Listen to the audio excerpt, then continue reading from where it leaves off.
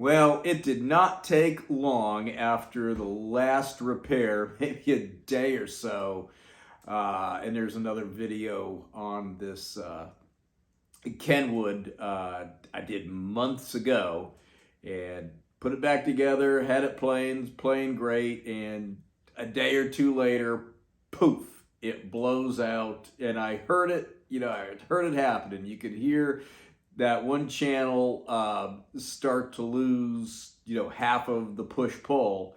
And, sure enough, poof, blows the same transistors as it always does. So after that happened again the last time, that's it. I put this thing out of sight and out of mind for a little while and worked on some more rewarding and therapeutic things, like you see lit up behind me, the Stromberg Carlson, and it's on the other side of the camera over there, the K part, both family heirloom console radios, solid state transistors. There's no forgiveness, and it could be playing great. You can have meters hooked up monitoring it, which I have done in the past, and all the biases, everything is great. Then all of a sudden, poof, what happened? So, gonna get a little bit more extensive and in-depth on this repair. So I'm gonna grab the camera and let's take a look at it. So I'm going to go ahead and replace all 4 of those diodes, these 2 regulator transistors, the 2 Zener diodes. And then moving over to the amplifier itself. Okay, these, as I said, are the big power output transistor straight to the speakers. Never had a problem with it, and in troubleshooting I've swapped them out with a new pair. Whatever I do, I'm still blowing this transistor back here and that resistor right there, that 4.7 ohm, it burns up. And that transistor, sometimes it's so bad it just blows it open. But there's always clear physical damage on it. So I'm going to go all the way back to here and here as well. All right, I'm going to start with the diodes in the power supply that's been giving me trouble. That's the plus and minus 43 and the plus and minus 25. This board is really hard to see through, and it's not labeled on the bottom with little exception. So I went ahead and identified where my diodes are so I know where to go across. And let's see, is this in the camera over here? Yeah, just barely. So I'm going to start with that, and then the diodes and the regulator transistors are kind of over in this area. And then when I move down to this amp here, get some of these diodes out.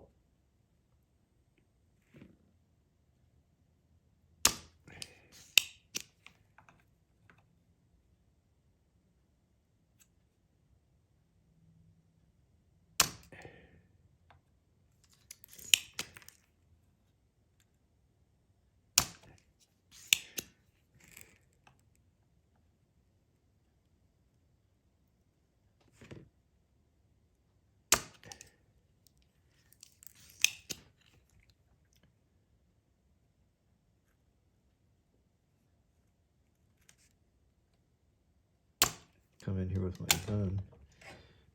There we go. I think we got one side out. Yeah, so, all right, well, you get the idea. It's eating up a lot of time to do this, so I'll pull these out, and then the next thing you'll see is these out and all that cleaned up. Just to make this easier, because it's really hard when you're going back and forth from one side of the board to the other, and this board is really dark and you can't see through it. So I've labeled all the capacitors. And because I was a little suspect of one of them and thinking it might be the glue or these two, right here, and it was indeed the glue that they only used on these to hold them down. As you can see, they are, they are not blown out, the same, for all of the others, but I had them, so I'm just going to go ahead and replace them, as well as these 2.01 microfarad capacitors. Remember, when it blows out this transistor, and again sometimes this one, burning up these resistors right here, the 100 and R100 and R104, which are both 4.7 ohms. Most times it also blows these two fuses. Here they are, these two fuses. So, and when it happens in an instant, and just can't really get a handle on this when it does happen. So let's go do some other views here. Good method here is to, you see, these are the capacitor numbers, the part numbers, including these right here. I just go ahead and number them, and I do them one at a time, and as I take one out, I'll put it in the bag. I did that already with the diodes and the transistors, the regulator transistors for the power supply. So let's take a look at the other side of the board.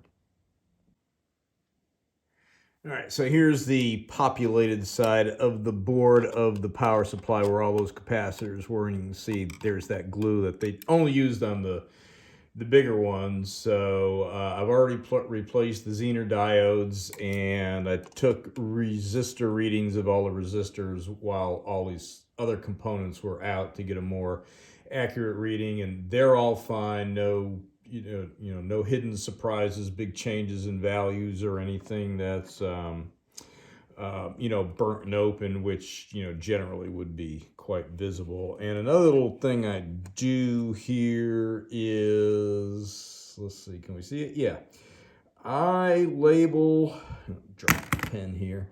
I label the component, so that is transistor number 30. And I also I pick a lead, and because these kind of are these are emitter collector base as opposed to emitter base collector. Quite often the base is in the center. But just so I can have a quick reference and know I'm putting it in right, and I identify and double check, I just put some black Sharpie on the emitter lead, so I always know that is faced the right way, and I don't have to, when it comes time to assemble, I don't have to sit there and think about it at that point in time. I just want to be kind of in production mode and just get it in and keep going. Okay, so rebuilt and repaired, fixed a lot of the made the damage look, it still looks rough, but it looks less bad on these traces. And just, by the way, some of the components I replaced that had never been desoldered before, even just using the lowest heat setting on the soldering iron, as soon as you touched it, these little paths and trace, because I mean, from the late 70s, 50, 40 something years old, they just pulled right up. So you have to use a lot of care and caution on these. And you can see I had to, rebuild and stretch leads out to reconnect. But anyhow, this on the schematic here these are the two final outputs. I'll point those out in a second from the bottom.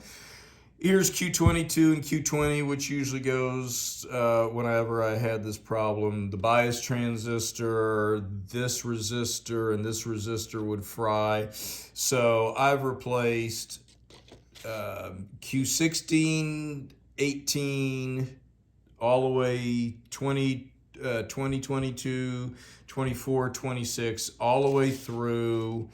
And of course the resistors, these capacities, little capacitors, which are actually part of the biasing right here.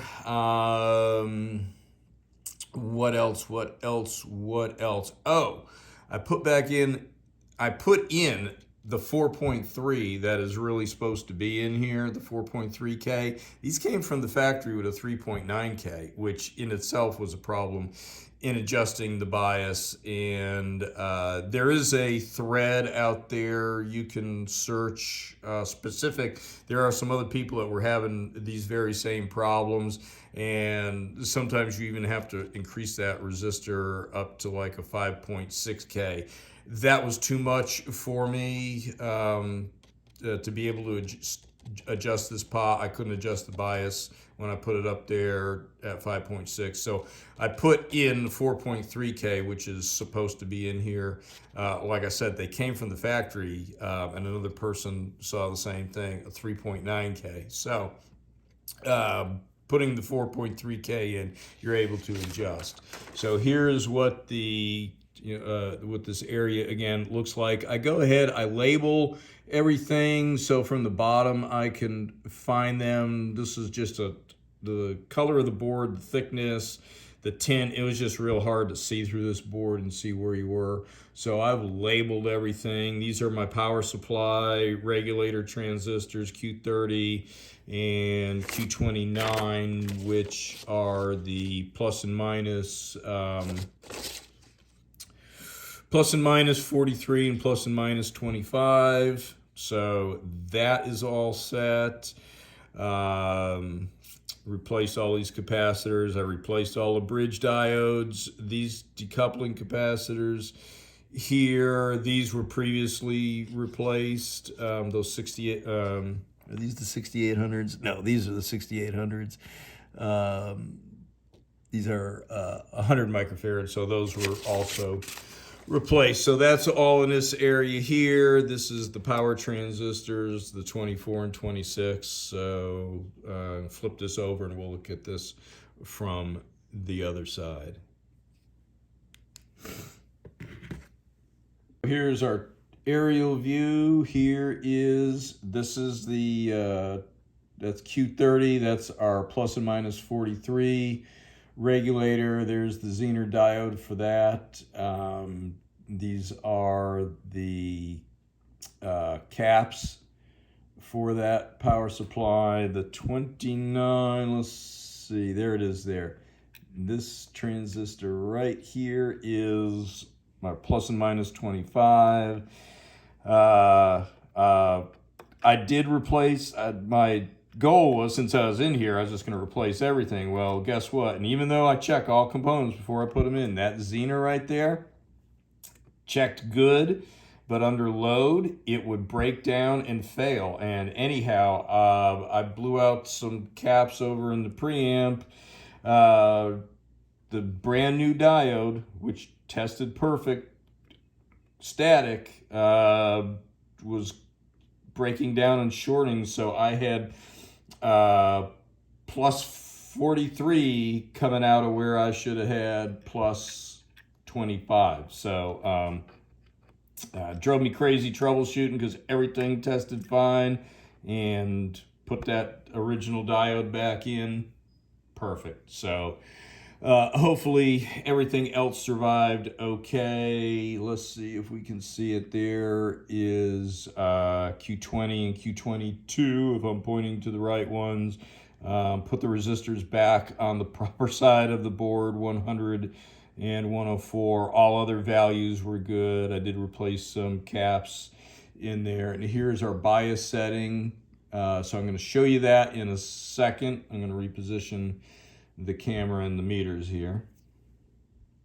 Got my meters hooked up, one on the left, one on the right, that correspond to left and right for our bias setting, which after it's warm will be 20 millivolts. When we first turn it on, it's going to be substantially less, and then it's going to climb, and we're going to adjust it for its warm setting. And those are the points right there. Left channel are points 10 and 11, and the right are 12 and 13, and it's across either 109 or 110. R109 left channel, R110 right channel.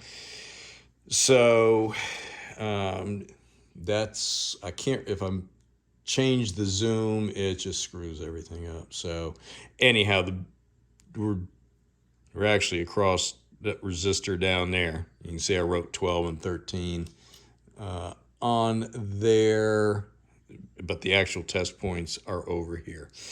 And we're going to adjust. I'm going to use my good old vintage, look at that. This I got from Radio Shack when I was a kid. Color TV alignment tools. And the yellow one works great in this pot right here. So this is our right channel bias. That's our left channel bias. That's that resistor that from the factory, you're going to see a 3.9K. And, you know, per the schematic, it is supposed to be a 4.3. And so I put those back in, and that helped tremendously with setting the bias. So I'm going to turn this on, and you're going to see that now. Right now, the left channel is kind of leading the right, and then it'll kind of slow down, and the right will kind of speed up, and then they'll kind of stabilize. And when it's warm, it should be right at about or just a little under. This is with the volume all the way down. So make sure the volume is down. Balance is centered. So now we're up, 11-ish. You see they're kind of running about the same. I'm going to cut this off for a second and turn it back on when we get to around 20. And that's millivolts. So it's been about 10-15 minutes, and you can see that's the left channel, that's the right, and they kind of move around a little bit. Like I said, you saw at first there was kind of a race, and then they kind of catch up and normalize and stabilize. But there's our procedure. Turn the volume control fully counterclockwise, which is down. Connect your voltmeter to those terminals as it specifies for left and right, and then use the proper trimmers to adjust. So 5 left, 6 right. And so here is our right channel right here. You can see we're at 18.8. So sometimes it's easier to kind of do it two-handed to kind of stabilize, and it's a trimmer pot, so it barely takes any movement. So, and these don't move all that smooth, so that's why it kind of takes two hands to.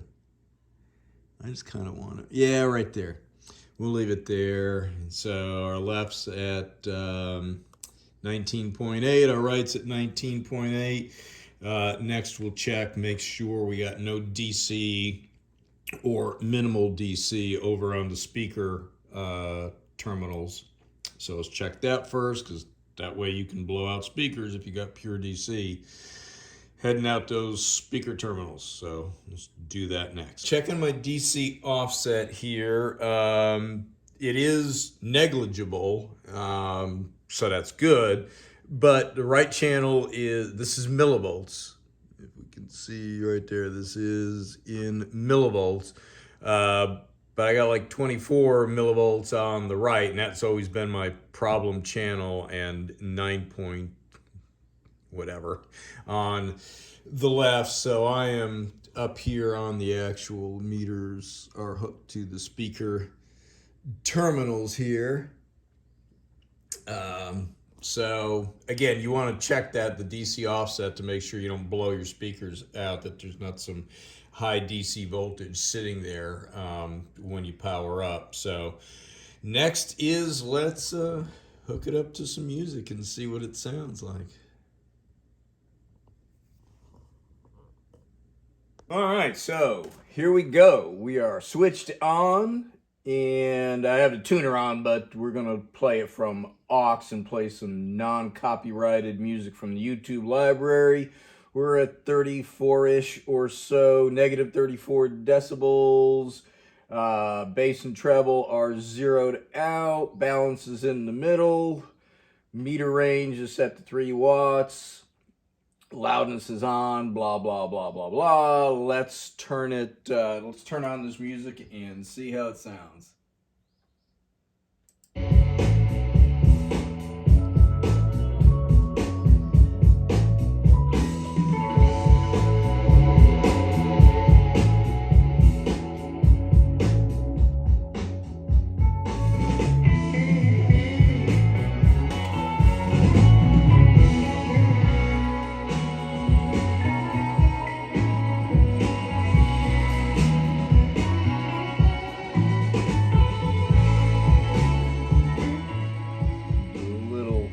Nice fade out here.